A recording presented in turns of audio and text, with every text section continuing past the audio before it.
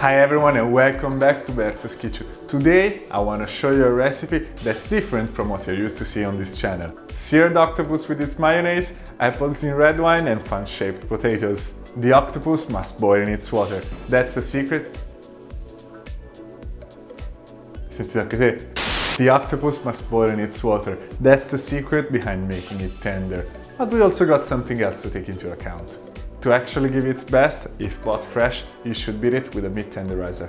But don't worry, if you don't feel into it, you can always freeze it for at least 48 hours. This way, the fibers of the octopus will break and give you the same, if not better, result. I know, it's shocking, but frozen octopus is a thing. Trust me. First reaction, shock. Boiling it in its water won't just give us a tender meat, but will also give us access to the albumin, a protein inside the octopus that can let us make a mayo without eggs. Then it's time to talk about the apples. It's a simple recipe, yet super delicious.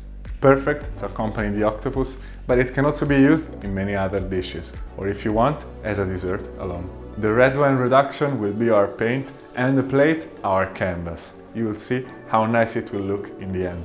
Potatoes instead are a neutral ingredient here, boosting the texture of the dish with its crunchiness, with a tender core filling your bite, completing the taste experience. I bet you're already drooling here, but no more chatter, let's go on the stove. But before that, we must prepare our mise en place. Let's start from the apples. Peel them thoroughly and cut them in 8 slices each. With the help of a smaller knife, remove the core and the excess peel. Now, grab your red wine of choice. I'm from Tuscany, so I picked up a Chianti. Pour 400 milliliters in a pot with 100 grams of sugar. Throw in your apple slicing and you're good to go. Just be patient, we're gonna get back to it in the blink of an eye. Now chop the celery, making sure to rinse it from the dirt on the inside. Do the same with carrots, an onion and a piece of ginger. This is going to be the base for our octopus. Throw it in a large pot with a thread of oil and put it on the stove. Cook them for at least 12 minutes on low heat, making sure to stir once in a while, so it doesn't stick on the bottom. It's time for the potatoes. Wash them very carefully, because we want to use them with its peel still there. Grab your favorite knife and make a slightly angled longitudinal cut. Grab 2 wooden ladles and put them on the counter. Squeeze the slides between them and start cutting super thin slices over the round part. You should get a result similar to this. Place them on a baking dish with greaseproof paper on it. Pour a thread of oil, some salt and your fresh herbs of choice. I used rosemary and sage. 220 degrees for 1 hour, it's what we need here. Don't worry, I didn't forget about the apples. Cook them for 3 to 4 minutes. Drain them and put the wine back on the burner. We want to reduce it until sugar makes its job and thickens the sauce. When very close to the end result, grab a spoon and try the consistency. It's hot now, so you can't see the end result yet, but don't panic, I got you here. See how the reduction is glazing the spoon? That's what we want to achieve. Turn the burner off and you're good to go. Dr. Octopus! Even if it's a villain, we want it pretty on our plate. To curl its tentacles, just go up and down in boiling water a couple of times. Then just flip it upside down in the pot with the vegetables and cover it. If you don't have a lid wide enough, cling film will do the trick for you. Make sure to cut a hole on the tip of a knife and cook it on low heat for 2 hours. To check if it's done, just try with your knife if you can easily cut through the tentacles. Then drain it and let it chill, or you won't be able to handle it. But don't throw away its water yet. Cut all the tentacles and remove the skin thoroughly on the sides. We don't want it to char while roasting on the pan.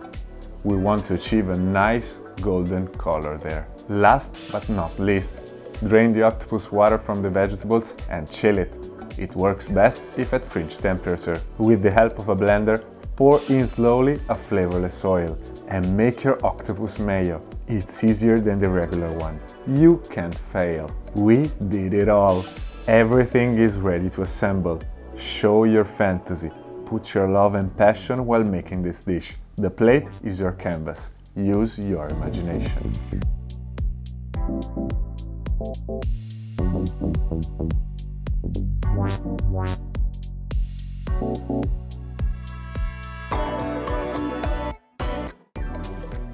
And that's how to cook octopus, Italian style. This dish looks amazing and will leave all your friends and beloved ones totally speechless if you reproduce it.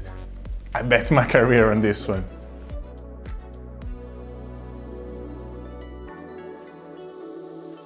The umami from the octopus is so intense, truly enhanced from its mayonnaise, which is very concentrating flavor. Immediately after, your taste buds are soothed with the sweetness from the apple and the acidity of the red wine, while the texture of the potato is asking you immediately to take another bite.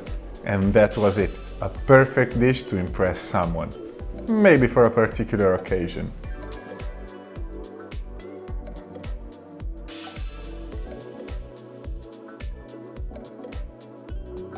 If you plan on reproducing this recipe, let me know in the comments how it worked out for you. Don't forget to smash the like button and subscribe to Berto's Kitchen. There's a lot more to come. See you next week.